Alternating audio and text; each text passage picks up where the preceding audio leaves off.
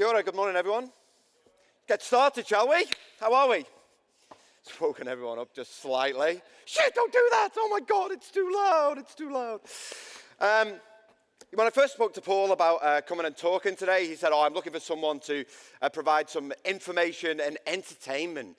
Entertainment, it's always a bit of a nightmare as a keynote speaker, but you know when a group of people needs to be entertained when they get excited by a whale doing exactly what it was put on this earth to do. Swim in the sea, that's all it's doing. If you get excited by that, there are also birds flying, and you might also see some cars driving out front too. Fascinating stuff. Now, if it was loose-head prop for the Hurricanes, maybe I could get excited, but maybe only for 5 minutes because, you know, the Hurricanes. Going to talk to you about this thing called an Agile-ready culture. Lots of buzzwords. Claire mentioned some in the first 25 minutes of her speech around transformation and digital transformation. Now, digital transformation is just the latest thing around the evolution of business, all right? Digital transformation, words invented by consultants so they can bleed you dry. Bleed you dry. Hands up if you're doing digital transformation right now. Hands up, hands up, hands up. 1, 2, 3. Okay, 10. Great. Thank you for that. 10 people. Everyone's doing it. If you're not doing digital transformation, you're going to die. Obviously, you're going to die as a business. Got to be doing digital transformation. IDC found last year $1.7 trillion. That was just in IRD. Are they still doing that? Is that still happening? Oh my God, what is it with that? Oh, we're going to spend $1 billion. Yeah, that's a great idea. It's totally going to work. $1.7 trillion. It's estimated worldwide we're going to spend $2.5 trillion on digital transformation initiatives alone. But it's just the latest evolution of business. It's the latest evolution of business. And the key to getting there is to make sure you've got a great culture. 72% of CEOs. Culture change is the critical gap to close to ensure we succeed with our transformation. The critical gap. $2 billion, Claire just said, OPEX, IT OPEX this year. $2 billion. And here's the thing, almost zero of it will be spent on creating the right kind of culture necessary to evolve your business. Almost zero. And I'm going to talk to you about what it's going to take to do that, what it's going to take to create a culture in which Agile ceases to be a bloody buzzword and it actually encourages flexibility. Do we still have the better business cases process here? Here we do. Oh my God, yeah. It's got to go. Personal opinion, but there you go. 72% successful transformation. Before I get started, I just want to do a little bit of an intro into who I am. As Coach mentioned, for 20 years I spent delivery in the transformation arena. And, I've been doing transformation for 20 years as a permanent employee. If you're trying to place my accent, if you're playing accent bingo, I'm originally from Liverpool in the UK. Anybody from Liverpool? Any Scousers in the room? Yeah. Oh, one. Yeah, but we're here now, right? Got out just in time. It's a great time to be English. It's a great time to be. There's a thing I've never said on stage before. It's a great time to be English. We're smiling at each other. There are pictures all over Facebook. The bulldog spirit's returned. And you all know what I'm talking about. That's right, they're having a summer in England. For the first time since 1976. They're having it with the heat and the sun at the same time. My dad was really excited. He phoned me at the weekend. He hasn't put the central heating on for 2 weeks. For 2 weeks. But in typical English fashion, the weather's going to break right before the kids break up for school. For 20 years, and I spent 6 great years here in Wellington. Fabulous years working in government in Wellington, constantly being told I couldn't do things around culture. You can't do that here, you can't do that here, you can't do that. And the thing is, with regards to culture, is you can have any kind of culture that you want. If you're prepared to spend the time and the money and get rid of some of the dicks in your business that are holding you back and you know who they are, you can have an awesome culture. You really, really can, but it demands courage. If your business is still talking about the future of work, you're already way behind. Because the future of work is here, now. It's happening. All the great cultures around the world, the Spotifys, the Atlassians, the Amazons, the Googles, they're not talking about the future of work. They're inventing it, and they're doing it right now, and I'm very fortunate that I get to travel around the world, public speaking and working with organizations to help them create the kind of culture that they want. Now, this is an IT conference, right? So it's really, really important that you meet and share your information. We also want you to share on social media as well. The hashtag, I think, is ITX2018. ITX2018.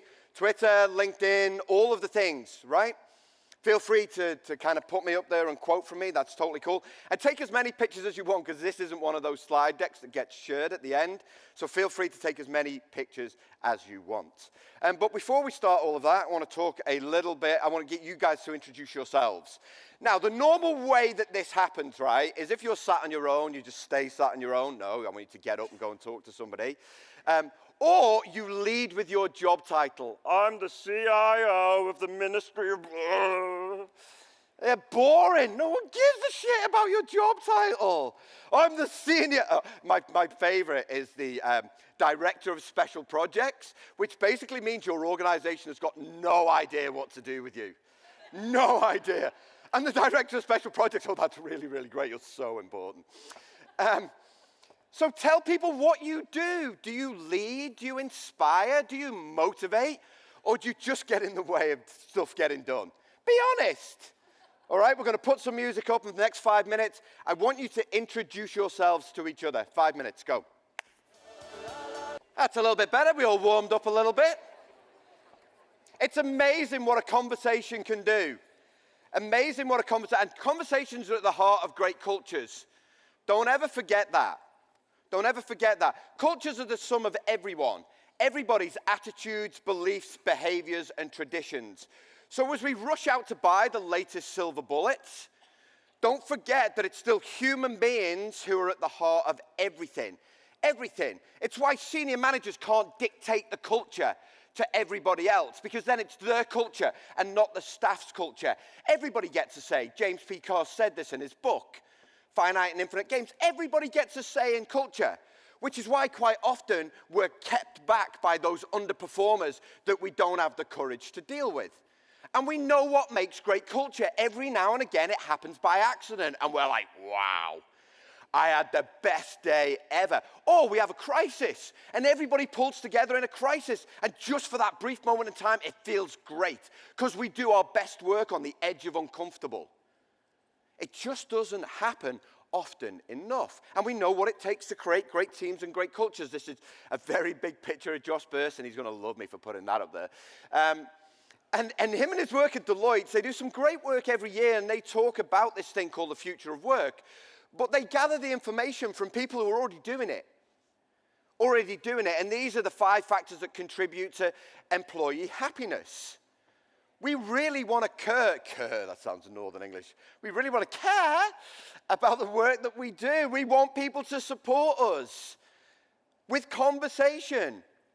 It's got to feel right. There's got to be the right amount of noise and the right amount of quiet. It's got to be tailored to our personality. We want to be given opportunities to grow and develop. We want to be involved in something that we can talk about. And all of those great jobs that you had, that you talk about, it's because as a team you created something awesome. You all did it. It wasn't the senior managers that did it. Everybody was in it together. And you constantly challenged each other to be better. But fundamentally, there was trust in leadership.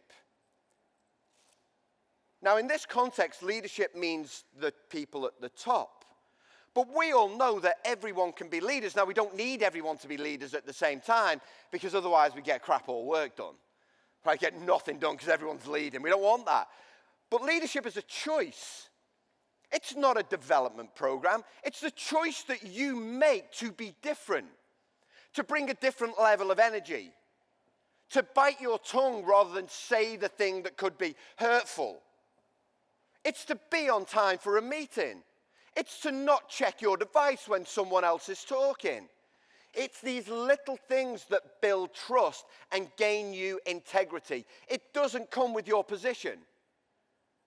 It doesn't come with your position. And you need a mix of things in order to create this thing called great culture, a mix of things to create it. But we specialize in buying silver bullets. Who remembers Prince 2 in 2005-06? That was the silver bullet then. We'll implement Prince 2. All our projects will be successful. Bollocks. Because people deliver projects, not process. You know, the procurement process, do you know what? Sure, it's important, but not as important as the behaviours of the people who need to follow the process, provide feedback on what's working and what's not, and the people who own the process to change it so it's fit for purpose so that we can get things approved quickly and get things delivered, instead of constantly being held back and reined in. And we need to face up to these facts so that we can fix them. But we don't want to do it. We want to just go, let's go Agile. It's the latest, let's go. Who's going Agile right now? Come on, hands up. Oh my God, you guys are screwed. Totally. It's totally going to succeed. And then you've got the cynics going, we were doing Agile in 1997. It's nothing new. Of course it's nothing new. Of course it's nothing new, but there's a lot of confusion around what Agile is. There was a survey done late last year in the UK. 100 CIOs were interviewed, 100. 93% of them had said that Agile had already failed them. Already failed them. They estimated that Agile failure is going to cost UK businesses 37 billion this year, 37 billion pounds. The thing is much like Prince 2, Agile works. It totally works in the hands of people who've got the right attitude, who've got a set of values, who as a team have come together and defined the culture that they want to create, they want to be a part of, in order to deliver more flexibly, in order to make sure that the business stays relevant now and for the next 10 years. That's what Agile is all about. It's not just about sending everyone on a friggin' Scrum course. Stop doing that. That's not Agile. It's just one small technical skill that people need. One small technical skill that they need. Now, slight warning for this particular next slide. When I put this up, if you're going to share it, right, wherever you're going to share it, it needs the context, because the definitely is sarcastic. Pom, sarcasm, hand in hand. Signs that you're definitely Agile if you do all of these things. Firstly, lots of people going, we're going Agile. That's it, we're done. We are Agile. From today, Agile. Everyone's been on the course. Today, we're Agile. Member of the exec team in front of a Kanban board. Anyone work for ANZ? They totally did that. What the fuck is this? Just keep smiling and pointing. I don't know what this is. Open plan. Anyone got open plan? Oh God, proven not to work. Open plan is great for one personality, mine. Because I want to have a conversation here and it to be heard in every office, everywhere. This is why people put those massive headphones on. Mugging people who work at the airport. I need those headphones. Too much noise. Oh God, ping pong table, bean bags, big quirky meeting room names. Anyone got any quirky meeting room names? Big quotes on the wall. I swear to God, if I see another Winston Churchill quote, I'm going to go and declare war on Germany myself. So tired of it. I really am. Team names changed to tribes and squads. I worked with an organization earlier this year. And it's like, oh, we changed our team names. I'm like, why? Like, oh, Spotify did it. Right, okay. But Spotify also trust and empower their teams. They give them a bucket of money and they report back on it quarterly. They don't have business cases or project plans. Is that the way you work? Oh, God, no. Well, what are you doing? Just because Spotify do it doesn't mean that you should do it. Oh, and the last one I added just for this conference because I know it's touchy at the minute. Oh, definitely Agile. Sign this, sign this, sign it. We're Agile. And sign it. So sorry, people from Spark, if you're here. You've all totally got jobs in a year's time. Definitely agile, definitely agile. Here's the thing, right, joking aside, is if you're still doing this stuff, you're not agile, nor will you ever be. Ever be. Staff who are low emotional intelligence. And nothing's done to change that. Back-to-back meetings. Anyone got back-to-back meetings in their calendars? Geez, not agile, nor will you ever be.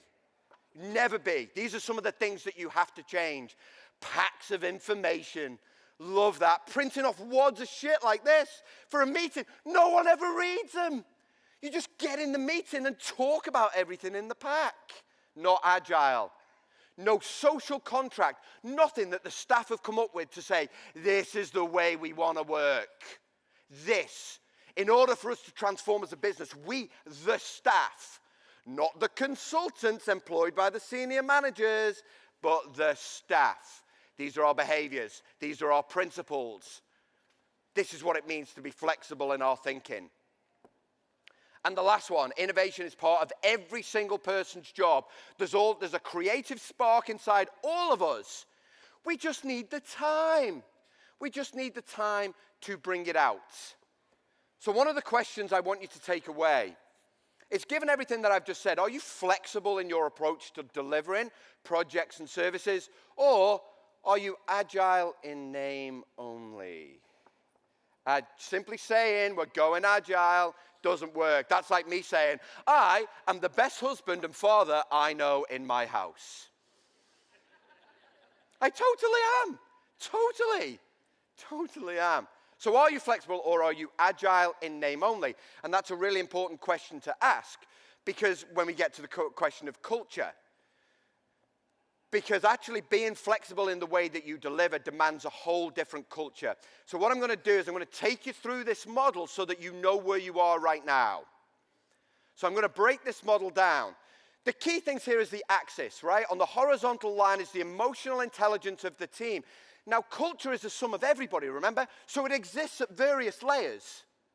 It exists in a team of 2, a team of 20, a team of 200, and the organization. You know, one of the things that I was blessed with, the only thing that I was blessed with, was the ability to create good teams. And we focused on creating the best team and the best team culture, where people was like, oh, can we join your team? How do we join your team? We just did things that were different, right? Just did slightly different things, and there was always a buzz about the team. But it demanded that we were all the best versions of ourselves, or at least knew what it took to get there. Because we're all human beings, right? We can't always be the best version of ourselves, but we've got to know what it takes to get there. That's really, really important. So you need people high emotionally intelligent. And then the vertical line is, how much of a shit do you give about your job and about the company? And they, you know, HR are great. They do this. HR are great. God, I said that really. Oh, HR are great. They're great. They do engagement surveys every year. It's your opportunity to tell them how great everything is or the things that need to change. But here's the thing, is if things aren't great, it's partly your problem. You're part of the problem. You guys need to come up and create a vibrant culture and be part of the solution. So when we talk about agile, your organization needs to create something that's different. Claire said that. She was like, oh, you know, transformation, we're looking to do something different. Great, well, can you just stop talking about the same old things then? And actually just go and do something different? Inspire us to be better. 4 kinds of cultures. Anything below the line doesn't get delivered. All right, so if your culture is below the line, you're just not going to deliver. Constantly going to let people down. If you're to the left of that line, they're toxic cultures. You heard that phrase, toxic culture? Nothing good is toxic, except whiskey. Nothing good is toxic. Single malts preferred, just in case you wanted to know. On the right is you feel valued as a person, as a human being, because it's full of people with high emotional intelligence. All right, stagnant cultures. Well, stagnant cultures, they just stink. Stagnant pools in Australia, where I live now. I'm based in Melbourne in Australia. Stagnant pools. Crocodiles, snakes, like shit that can kill you. Just terrible. Stagnant pools in Liverpool, dead bodies and supermarket trolleys. Often one inside the other. That's how we're creative in Liverpool. You see that, lad? I put him in the trolley, then pushed it in. Stagnant cultures, silence, quiet. No noise, nothing visual, nothing on any of the walls. Everything is done by email. Even if the person sat next to you, you're emailing. You copy like 1 million people in to cover your arse. Come up with some, it's really important they're informed. Bollocks, your arse covering. Hero mentality, this is my job. I'm not going to share it with anybody because my super fund is tied up here for the next 20 years. I'm going nowhere. Don't ask me to share this. Constantly miss targets and deadlines. Never get to the end of anything. Just keeps going on and on and on and on. And phrases like, that won't work here. Not open at all to anything. They're going to dismiss it straight away. That won't work here.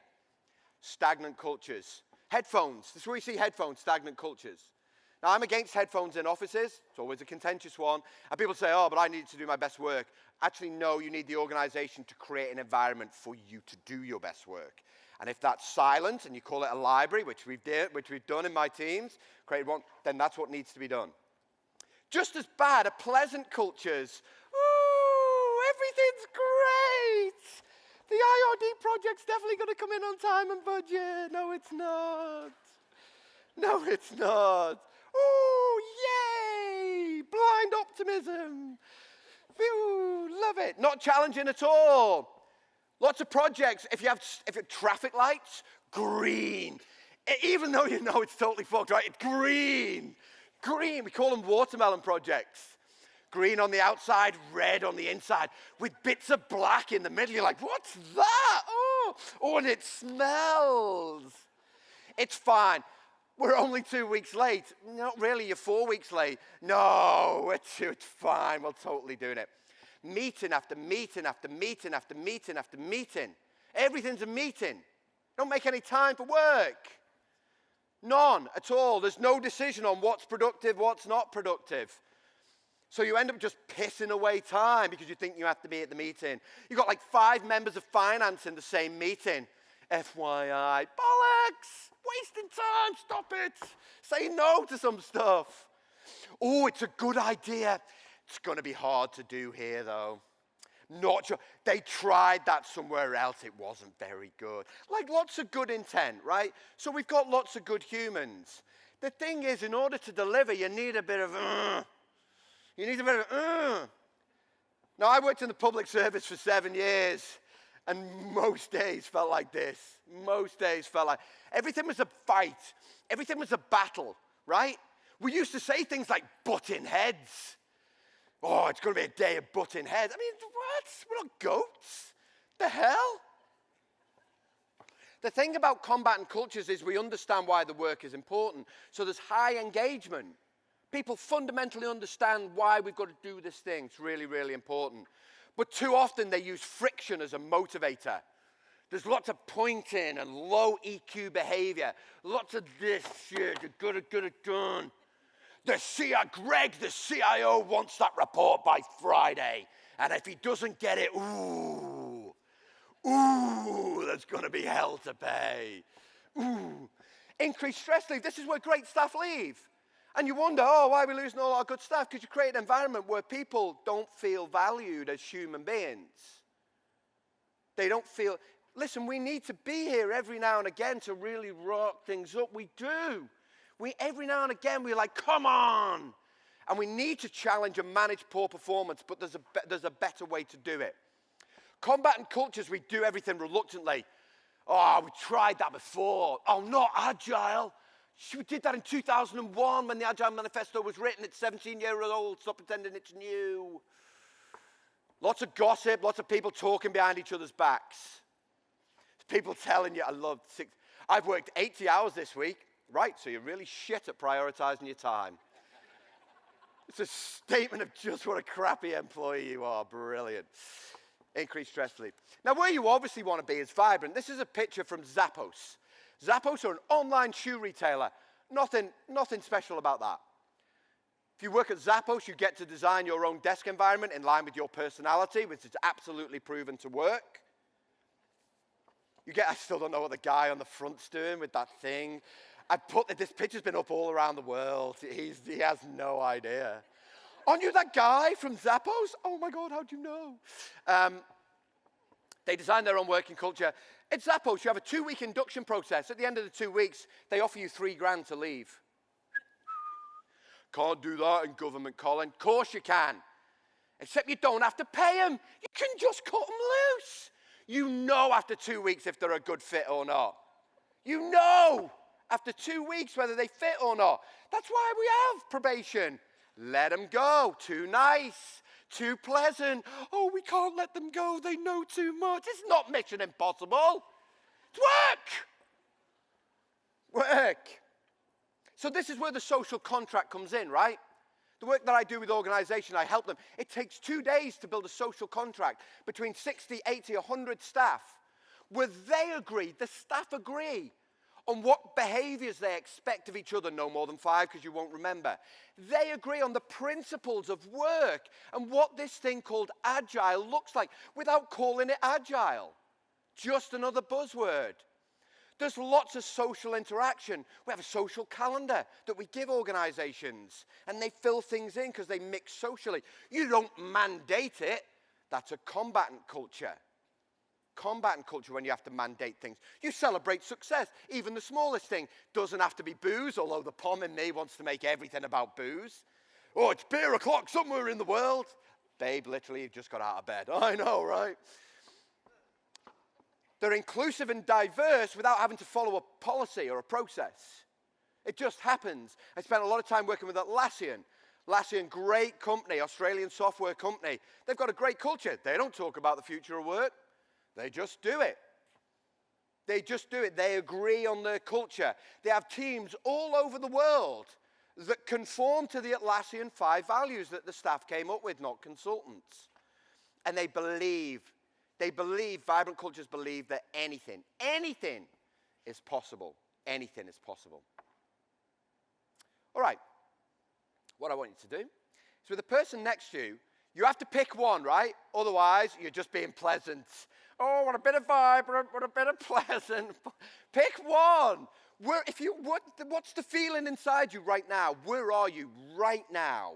Right now, today. Now, it can be your small team, it can be your IT team, it can be your organization. Where are you on this culture quadrant right now? For the next 5 minutes, go. It's tough picking one, right? It's really tough. You think about your own team and you think, oh, it kind of feels vibrant, but then when we have to talk to the architects, oh, they're stagnant, those guys. It's always a bunch of middle-aged guys telling you to follow strategy that they haven't written, the lazy bastards. It's hard. It's hard to do. Now remember, the strength of an organization's culture is made up of its subcultures. So you can have a really vibrant team culture, right? You can, but other teams haven't got that. We call this silos, right? So what we call silos is, it's great here, it's a bit shit over here. Right? And we don't do anything to unite those. You know, I was talking to someone before, it's like, oh, we've got all these teams working in all these different ways. Yeah, but you've done nothing to unite them. Being told what the organization's vision and values are doesn't do it. Because you're being told, and the child inside us goes, they're not my values. My value is family. That's not on there. Whereas when you're involved in the creation of it, it is yours. You own it. Because culture is the sum of everybody. And in order to get to vibrant, the best thing you can do is define it up front. So whether you're starting a new project, and the best time to change your culture is right now. Even if it's great, the best time to evolve is right now. Invest in something that will define what vibrant is. Because as soon as you've defined it, you can always get back there. Because you know what it's like. It's like those great days that you had, except it's written down on paper. And then when people don't act or behave in the way that you've all agreed as part of your vibrant culture, you've got something to hold them to.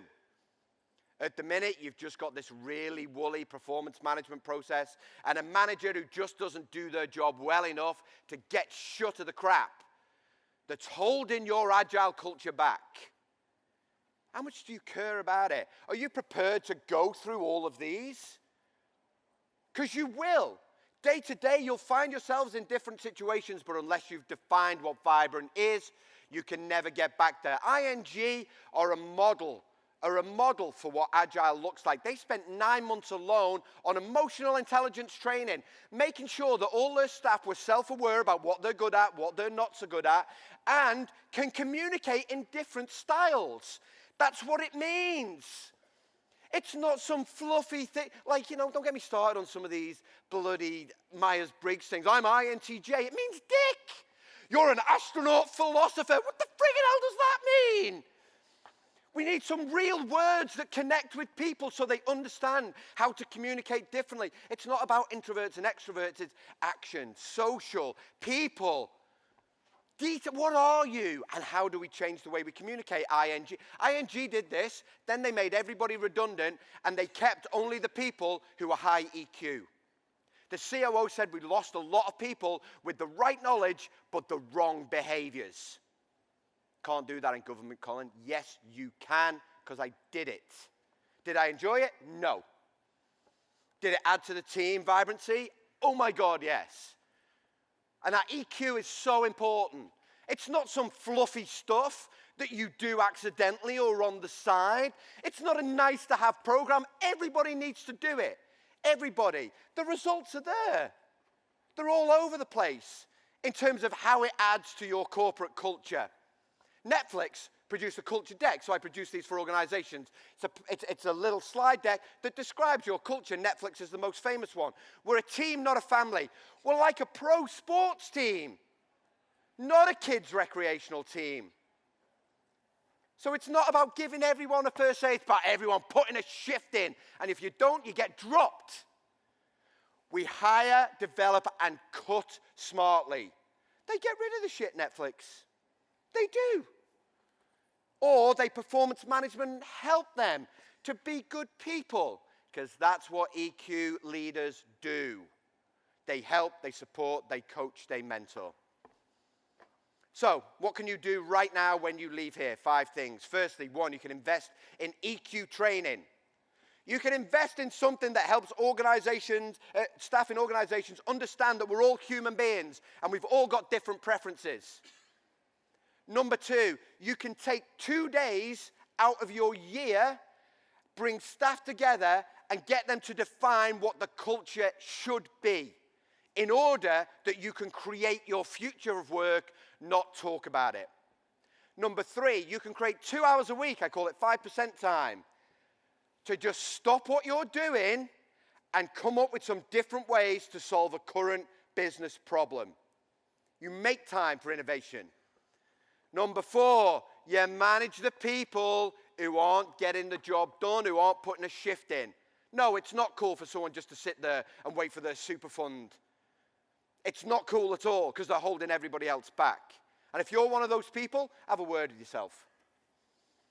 Number 5, regular feedback. We can only grow as human beings. We can only grow as organizations by asking, what's one thing I could do differently? What's one thing? What's one thing you know about me that I could improve? And what's one thing that I'm good at so that I can help, coach, mentor somebody else? 40 minutes isn't a long time to talk about an Agile-ready culture. I hope you've been able to take a fair bit from it. This is a quote from Gary Vaynerchuk. It's talking about culture and the role that everyone's got to play in it. It's been my absolute pleasure to be up here. I'll be around till lunchtime, till the end of lunchtime. If you're about, please come and say hello and have a chat. Otherwise, thank you so much for having me, Wellington, and enjoy the couple of days. Thank you.